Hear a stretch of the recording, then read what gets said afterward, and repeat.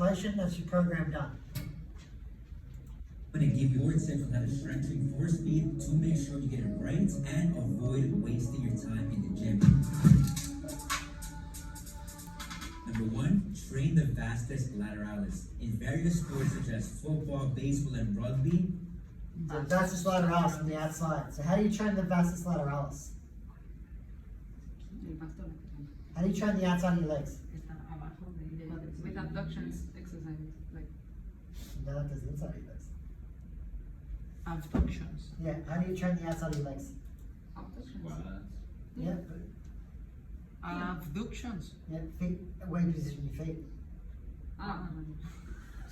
short sprint speed is critical, especially against opponents. The glute quadriceps have been shown to play the biggest role during this part of the sprint, especially the vastus lateralis, according to various studies. This is known as the largest and most powerful muscle in the quadricep muscle group. Also, studies show that it plays an important role in leg stiffness, which, as many of you know, is critical for running at very high top speeds. If your goal is to improve acceleration or top speed, this is a muscle you want to focus on, which leads us to the next tip. Number 2, use power cleans. This Big thing right now. If you want to get faster, one of the things that you need to incorporate is power cleans.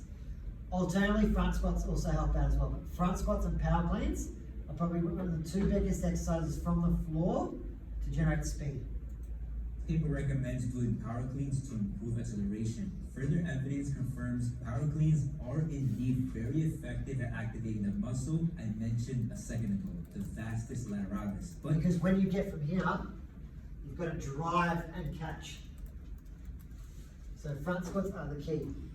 Power cleans are the that's key. not all. Science also shows this movement is very effective at developing your rate of force development, how quickly an individual can create force, which is critical in the start and acceleration, considering research suggests there is less reliance on the stretch short cycle during this part of the sprint. However, none of this will matter if you skip over one very important thing. Tip number 3, train horizontally. A big determining factor in how effective your acceleration is will be how effective you can apply those forces horizontally. You can have the strongest and most explosive power clean in the world, but that won't be very useful if you cannot apply your forces horizontally. That's why sled training is so valuable. You're overcoming resistance horizontally, which is specific to the actual movement of sprinting, but without applying tip number 4, all of this can actually make us slower. Tip number 4 is program according to your season. Let's say right now you're in the off season, which I know many of you Alright, so we're going to talk about match day, about gym and training. What was my rule I had with match day, Kata? About legs. When should be the last time you train legs in season around match times? Like 2 days before. Match day -3. Yeah.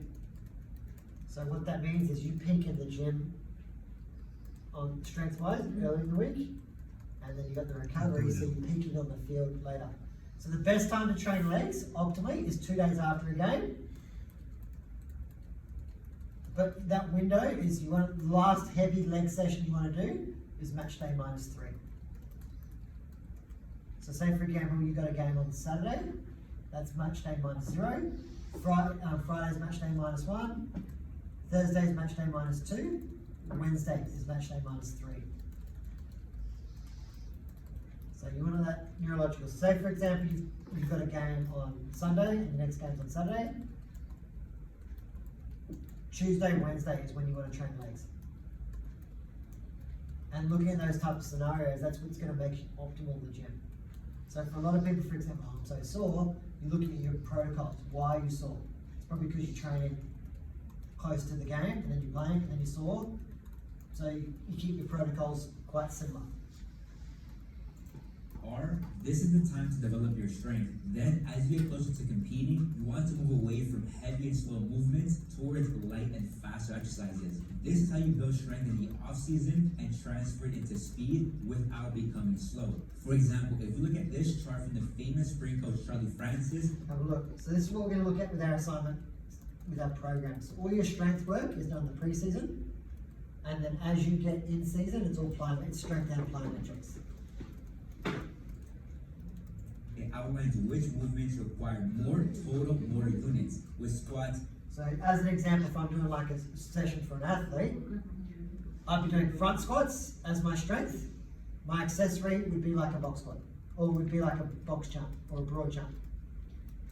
If I'm doing that, my next exercise would be a deadlift, and my next exercise would be like a plyometric glute bridge, and my last exercise would be calf raise. That's my lower body session. If I'm doing upper body, it would be bench press, and then I'd do like plyometrics, like plyometric push-ups or like a med ball slam. I'd do plyometric bench pulls as like my upper body exercise, and my normal exercise would be like a bent over row or a clean. Because a clean's a pull. So this is like type of programming we look at for our clients to get stronger. So strength, plyometric, isolation at the end. And incorporating that, on that perfect chart, you incorporate that, I cannot stress how fast you get. Here, then cleans and sprints there. Throughout the season, as you approach competition, we want to move towards the left side where movements are more athletic. That's 2 minutes. Hope that helps. If you want more specific. Alright, so basically